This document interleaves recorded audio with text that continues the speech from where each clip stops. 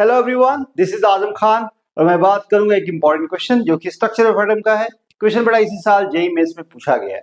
Question में जो पूछा जा रहा है ना, work function of two metals Ma and Mb are in the ratio 1:2 when these metals are exposed to photon of energy of liberated electrons of Ma and Mb in the ratio of 2.642:1, the work function इन electron volt of Ma and Mb are respectively. Options दे रखा है बेटा।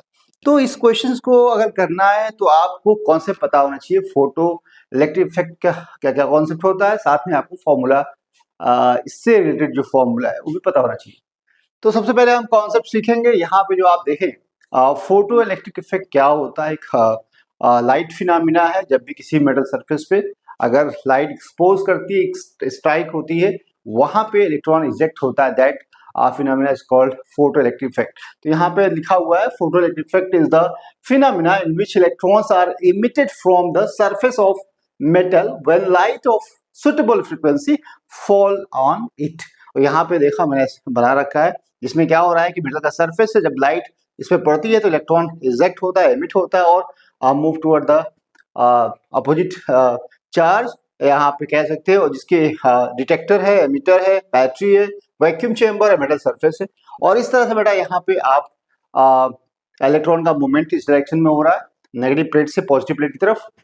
और ये जो phenomena है photoelectric effect, इससे रिलेटेड जो फॉर्मूला है जो आपको पता होना चाहिए। यहाँ पे अगर हम बेसिक कंडीशन की बात करें कि भाई कौन से ऐसी कंडीशंस है जो इसको फैसिलिटेट करेगी या इसको प्रमोट करेगी या ये फिनोमेना पाया जाएगा, तो आप कह सकते हो कि लाइट मस्ट हैव, जो उसकी फ्रीक्वेंसी है, जो लाइट की फ्रीक्वेंसी है, जो थ्रेशोल्ड फ्रीक्वेंसी से ज्यादा होना चाहिए।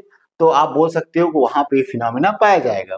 ये जो फ्रीक्वेंसी है, मिनिमम फ्रीक्वेंसी है इलेक्ट्रॉन को इजेक्ट करने के लिए। अगर इससे कम अगर आपका फ्रीक्वेंसी होगी इंसिडेंट फोटोन की, वहां पे फोटो इफेक्ट नहीं पाया जाएगा, क्योंकि मिनिमम यहाँ पे दिया है कि threshold frequency, minimum frequency required.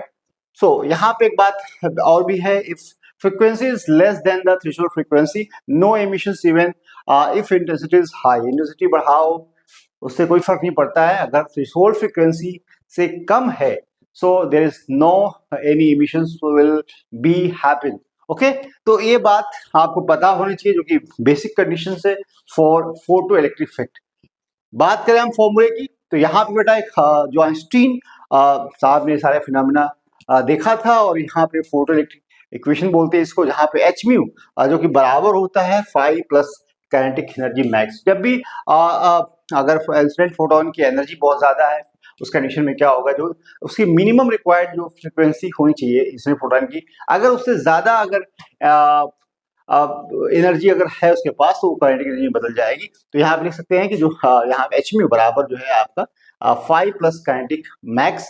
तो अगर यहाँ पे देखो हम इसको ऐसे लिख सकते हैं, यहाँ पे के मैक्स बराबर एच म्यू माइनस 5, ये बस सभी अरेंज किया फॉर्मूले को। या आप इसको लिख सकते हैं H mu naught plus 1/2 MEV²। यहाँ पे एच म्यू आप एनर्जी है, एच म्यू नॉट थ्रेशोल्ड, यहाँ पे आप फ्रीक्वेंसी है, हम इसको वर्क फंक्शन भी बोल सकते हैं। और यहाँ पे जो है mass of electron, moving electron जो भी है, साथ में वेलोसिटी। ओके, सो इसको हम काइनेटिक एनर्जी बोलेंगे। और इन तीनों फॉर्मूले को आप एक ही फॉर्मूला है जो आपको डिफरेंट फॉर्मेट में लिखा हुआ है, आपको उसको याद रखना है।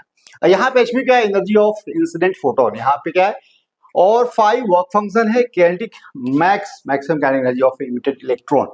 तो अब यहाँ पे एक बात आपको जानना जरूरी है कि लगभग आप सारी बातें समझ चुके हैं। आप देखो यहाँ पे अगर इसको सॉल्व करना है, तो ये जो भी डाटा गिवन है पहले आप लिख लीजिए उसको। यहाँ पे देखिए जो 5 वर्क फंक्शन का जो रेशियो यहाँ पे दे रखा है 1/2, तो यहाँ अगर हम कंसिडर करें कि जो वर्क फंक्शन एक एक्स है, तो यहाँ पे क्या हो जाएगा, 2x हो जाएगा। फोटोन जो एनर्जी है वहां पे 6 इलेक्ट्रॉन यहाँ पे दिया है, और काइनेटिक एनर्जी का रेशियो यहाँ पे दे रखा है के ए और बी के लिए, तो 2.642:1। सो यहाँ पे आप फॉर्मूला यूज करना है। यहाँ पे काइनेटिक एनर्जी E-5 होता है। आप यहाँ देखें E6 दिया हुआ है, तो यहाँ 5 इसका x होता है। दोनों के लिए इक्वेशन बनाइए, ए और बी के लिए। काइनेटिक एनर्जी का रेशियो यहाँ पे दिया हुआ है, आप उनको सॉल्व कर लीजिए तो यहाँ से निकल जाएगा। अब यहाँ पे देखिए जो काइनेटिक एनर्जी का रेशियो क्या है, यहाँ पे दिया हुआ है तो यहाँ पे 6 माइनस एक्स मतलब kinetic energy for A, kinetic energy for B. और यहाँ पे अगर आप देखें तो यहाँ पे ये दिया हुआ E-5 और आप 6 माइनस एक्स और यहाँ पे 6 माइनस 2x बराबर यहाँ पे 2.642।